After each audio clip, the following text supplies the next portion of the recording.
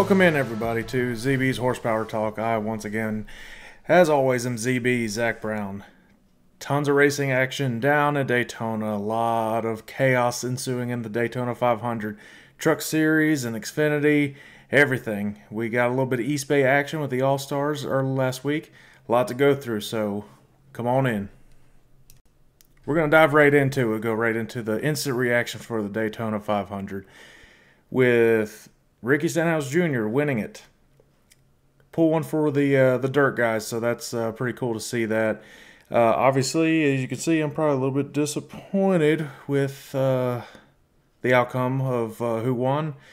But it's good to see a dirt racer go on top of the Great American Race. Larson, of course, crashing last lap, making a great move to try to come for the win, but fell up short and got caught up in a wreck. We'll talk about that here in a second. Let's just start off for everything down at Daytona, going from qualifying and leading up to the Cup race in the Daytona 500.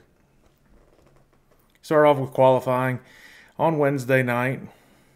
NASCAR made the brilliant choice to not have any practice or cars on the track at all, to fire up the engines and get a couple laps in and see what they got. And you saw that with some of the smaller teams. They struggled getting a decent qualifying run in because they didn't know what they were working with. So that was, I think, a failed attempt with NASCAR for those circumstances. But as always, Hendrick comes out strong. They were ready to go for qualifying. Alex Bowman winning the pole, front row 6 years in a row. Pretty crazy. And Kyle Larson starting second for the 500. Hendrick really showed up with those two especially for the qualifying. The duels on Thursday. One was good. One was a snoozer. Seems how it always goes with those races. Usually it's the first one is usually the snoozer, and the second one everybody sees what was working, what wasn't working from the first one, and they tried a couple different things. Obviously Joey Logano wins the snooze fest on the first duel on Thursday night, starting third in the Daytona 500, and the next race Eric Almirola ended up winning that one to start outside of the second row. But the biggest thing was you saw two different ideas and ways of racing for the front row guys for the 500. Bowman in the first one, he's like, nah, this ain't, the car ain't handling right, and there's too much going on. Let's just back it up to the back. Let's be safe and ride it out. Which I kind of expected that with Larson. I expected him to just kind of go to the back, ride it out, see what the car's got, and maybe even just pull it in and save everything for the 500. Oh no.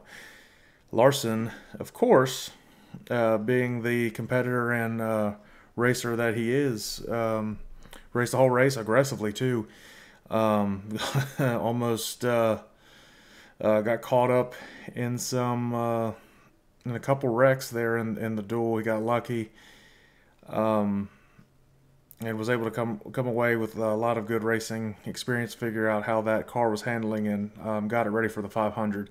And it obviously worked out for him until it didn't on the last lap. But again, we'll get to that here in a second.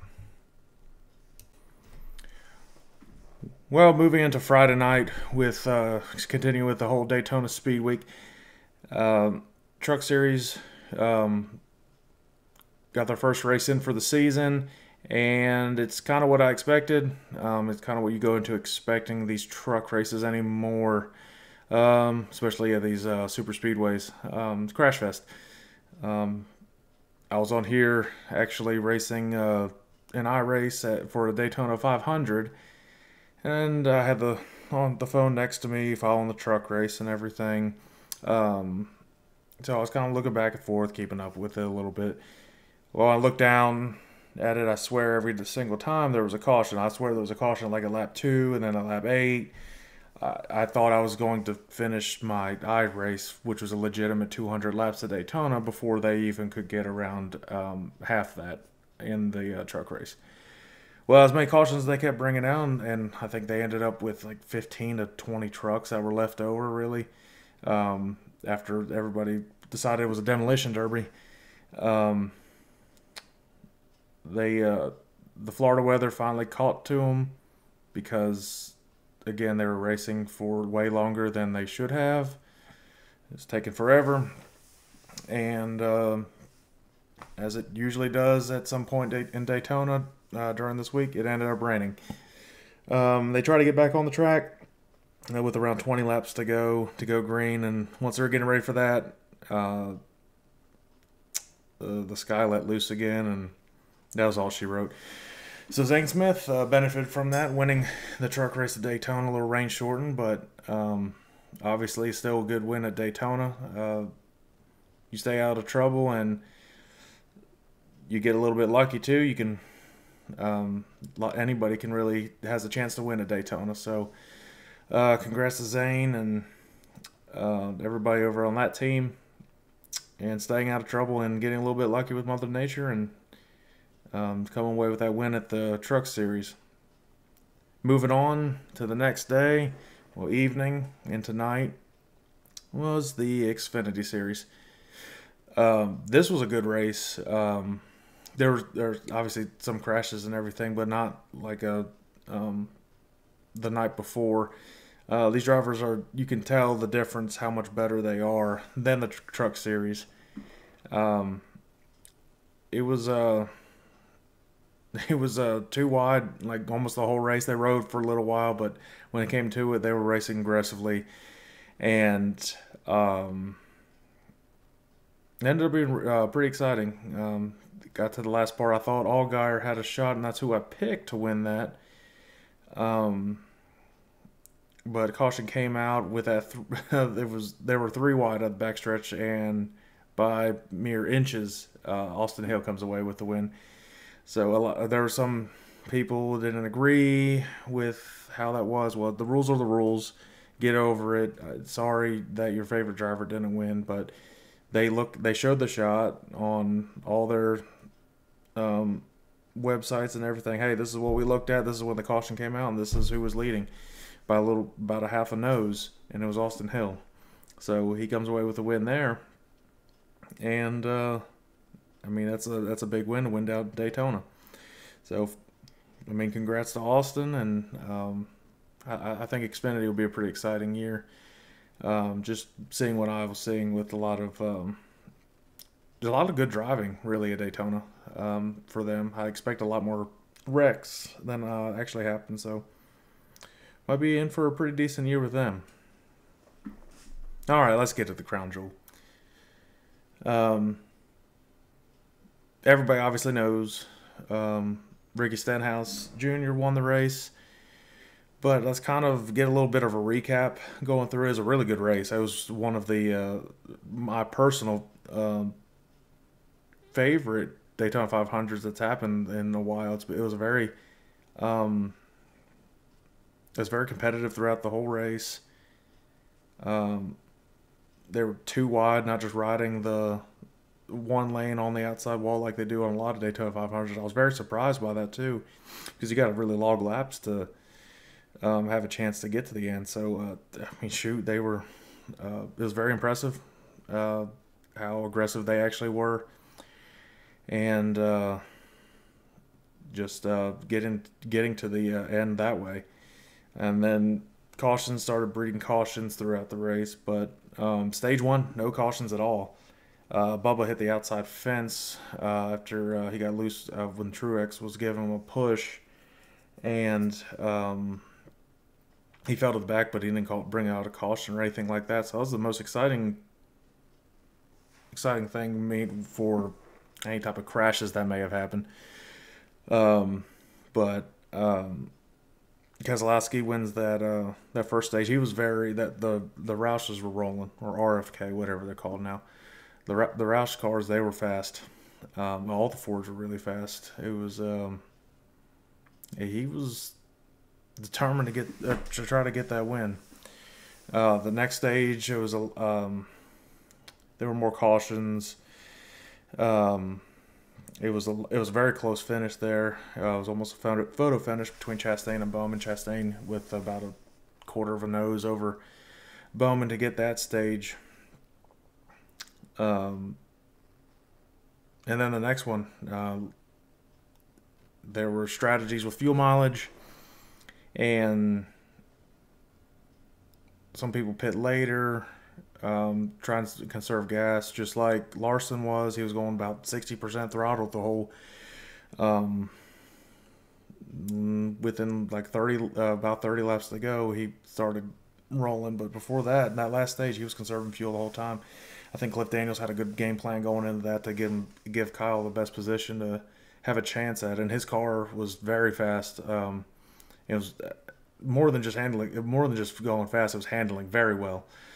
So they worked on that, and they came prepared with a very good race car. It's probably his best one that he's had at Daytona. I think he even mentioned that in pre-race interview. So um, it was just about finding partners at the end. Um, if you could get help, you had a shot. The Fords were really good pushers. Joey Logano was obviously aggressive like he always is with pushing, and so was Keselowski, and he got shuffled back a little bit towards the end. For a while, I thought the pick I had was going to win. I thought Kyle Busch was going to get that win, but they ended up crashing and sending it into overtime. And then it's I mean, anybody's ball game there. When they went green in overtime, the Larson Stenhouse had just an amazing jump on it. They were riding behind Logano on the outside. Logano got a little too far out. Stenhouse ballsed it in to the bottom, and Larson went with him, and the big one happened right behind him, and sending it to another final restart, which ended up being. And really thought Larson had a shot. Didn't really expect him to even make it to that end. It always seems like he has some sort of bad luck that happens at the speedways, but he was really showing a lot of improvement on that type of racing. Very impressive. Again, he had a shot. He restarted on the inside row, and come to the once I got the white flag, he tried to move. I mean, you got to try something, and was hoping somebody would actually go with him, and they left him sit. And Bowman was a little too far back. He was gonna help, but somebody else had to go in front of Bowman to even give Larson a shot at it. And just that 3 wide and some inexperience through the field. People got turned. Travis Pastrana got turned into Larson. Larson had a bad hit on that wall. Glad to hear he's doing fine, even though the NASCAR didn't really say anything about that. I wish they were concerned about that. I realized the Daytona 500 was just one, but at least give an update on those drivers that got in those crashes, especially with Larson hitting that wall like he did. It was a pretty hard hit. But hats off to, again, dirt racer. Ricky Stenhouse Jr. winning the Daytona 500. It was pretty cool to see. Brad Daugherty's team, one car team, small team. They're low budget. It's always cool to see those type of teams win the Daytona 500. If your favorite driver can't win, you can appreciate the small teams coming out there and getting that win over people. So it's cool for the dirt racing community to have a Daytona 500 champion like that. And the dirt racers in the field, they showed out. Christopher Bell had an awesome race too. He ended up third. I mean, he had a shot. He had a fast car, and obviously Larson, until we got in that crash at the end, he was rolling too. So, and let me just go right back to Larson. There was a crash. I believe it was stage 2, if I'm not mistaken. everybody started crashing off at turn 3 and 4, and Larson got sideways. He didn't get hit or anything, but the thing went through the grass, and you could see his dirt racing experience. He was wheeling that thing sideways, was able to keep it straight without hitting anybody or coming to or spinning out and hitting a wall or anything like that. So I don't think anybody really talked about that, but that was I saw that. I'm like, damn, that's pretty damn good. So that was pretty impressive. But again, awesome job by Ricky and that whole crew. Um, that's a big time win. You're not called, hey, I won the Daytona 500. I'm a winner. You're the Daytona 500 champion. Like, that's a big freaking deal in racing. So that's pretty awesome. It's one of, if not the uh, biggest crown jewel race that we have in racing. So again, exciting race, and hopefully that's a good sign for the rest of the season for NASCAR and racing as a whole. It'll be definitely interesting to see. They got California next week. I'll dive into my predictions for that in a little while, and yeah, we'll leave it at that. I'm going actually into dirt racing after talking about a dirt racer winning the Great American Race. The biggest dirt event this past week, the Outlaw Sprint cars are off until they go back to Volusia the first weekend of March. Was the Gene Lynch Classic at East Bay for the All-Star Circuit of Champions. It was all about Sunshine, Tyler Courtney. He dominated both nights. Actually, the first night I thought Alex Bowman actually had a chance, and he's definitely been improving his dirt racing. I mean, that's kind of the Kyle Larson effect going to Hendrick, getting Bowman, and even the other guys will occasionally race some dirt, and just seeing Bowman just continue to try to build on his racing skills. You're going to see that pay off in NASCAR too with him. But Peck had a chance in night one to beat Courtney. Came up close, but Courtney just pulled away at the end. Sunshine, yeah, he doubled up, got both wins there. Takes the Gene Lynch race, and yeah, I mean, it was All Stars are going to have a great year. They're off for a little bit now, but getting some of the winter races out of the way, opening up the season, it's pretty exciting. PA Posse guys, especially Anthony Macri, already looking strong this year. Macri getting third night 2 at East Bay, so definitely going to be a very exciting season in racing and everything. The sprint cars are as competitive as ever, and it's definitely going to be a lot of fun. So keep watching that. Watch all sorts of racing. If you're not into dirt or NASCAR or how you are, if you just like dirt only or you only like NASCAR only, check everything out. That's a big thing. That's a big reason why I'm here, to bridge the gap between asphalt with NASCAR and dirt racing. Just enjoy it and understand it a little bit more. Obviously, you have drivers that go between the different series. It makes more fans of those respective series, whether it's NASCAR or dirt racing and stuff like that. So keep watching these guys that race all sorts of equipment, and just become a fan. Just enjoy the racing. It's a lot of fun. It's a long season, and I mean, maybe it's just me, but I enjoy the hell out of it. So it's going to be it's definitely going to be a fun season racing. That's for sure. We got a big dirt race coming up. PA Posse is the Icebreaker 30 at Lincoln. They actually moved it up to this coming Thursday, which 23rd, February 23rd. They tweeted out that, hey, it's going to be a beautiful day up there. Let's move this a couple days earlier and let's race this dang thing. Flo's going to broadcast it, which is awesome. There's a lot of people tune into that. It's going to be a heck of a show. Always is. Opening up with Lincoln. It's well, I think it's become a historic race now.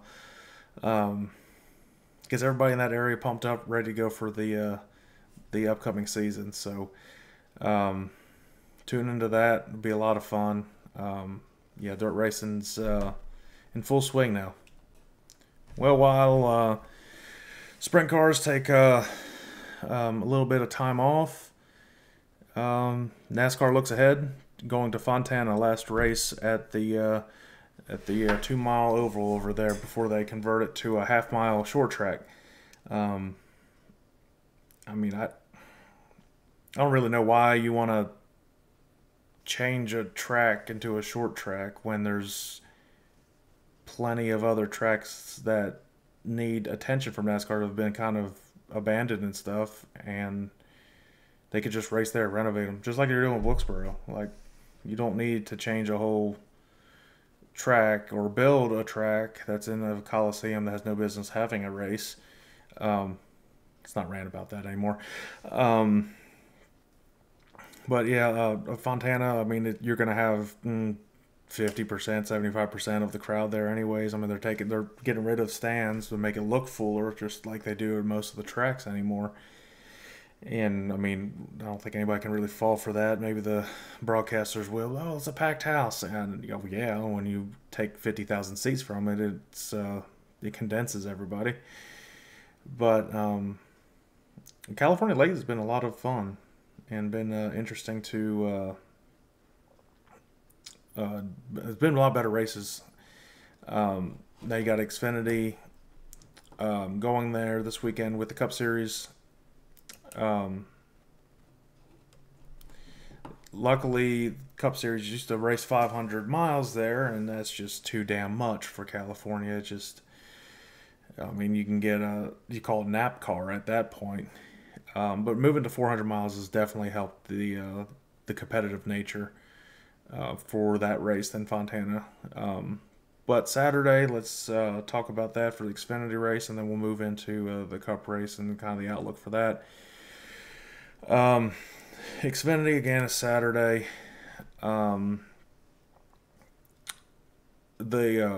Just seeing the speed of the junior motorsports cars and Chevy's really in general in the Xfinity at Daytona kind of gives you an idea that they're going to be pretty strong all year. Obviously, you can never count out the Toyotas and stuff like that. But I think it's a year for the Chevys, especially in Xfinity Series. I mean, dang, it's hard to pick again. I mean, I picked a Junior Motorsports driver again before. I mean, screw it, I'll pick it again. Just seeing how aggressive he was and how much he's really improved his racing, I think you'll see him be a lot more patient and come through the field just in a smarter way and kind of weather the storm. Sam Mayer in Junior's #1 car. He's a young kid. He's still learning, and he's made. I mean, Junior's been on there before. He's made some dumb mistakes with these races, but I think he's learned a lot, and he's definitely a very talented racer. So I look at him to have a good shot to win that race in California. So that'll be my pick for that. In the Cup Series, I think you're going to have a great race. I think it's. I think it comes down to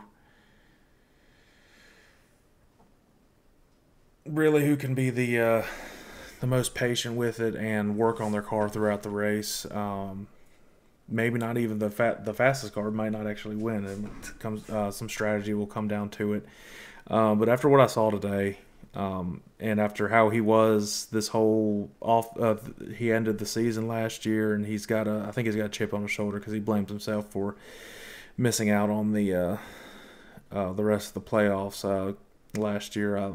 I think I think Larson will defend his California race, and I think I think him and Cliff will come up with a good plan to go take that win. The last 2 mile race there at California, it's a home track for him, so I think you'll see him win, and that's not just because I'm a Larson fan. Um, but I try to be as unbiased as I can with all these races. But I think you can see him go out there and get a win. He knows that track. He's a very smart racer. Cliff Dana is one of the best crew chiefs there. And if he can find a line that nobody else is running and make it work, it's going to be pretty dangerous. So look at Larson to win at Cali and be the last one to win at the old Auto Club, and before they go to the new one, which might not even be for another 2 years. So that's a whole different story there. But yeah, we got a bunch of action coming up within the next week. Outlaws will be back at Volusia at the first weekend of March. So kicking off everything, going strong, and yeah, racing's back, baby. So like, subscribe, follow. Trying to get the name out there and have everybody enjoy this. So stay tuned for this Friday. Part 2 with my grandpa, Davy Brown, will be out. And we'll see y'all later.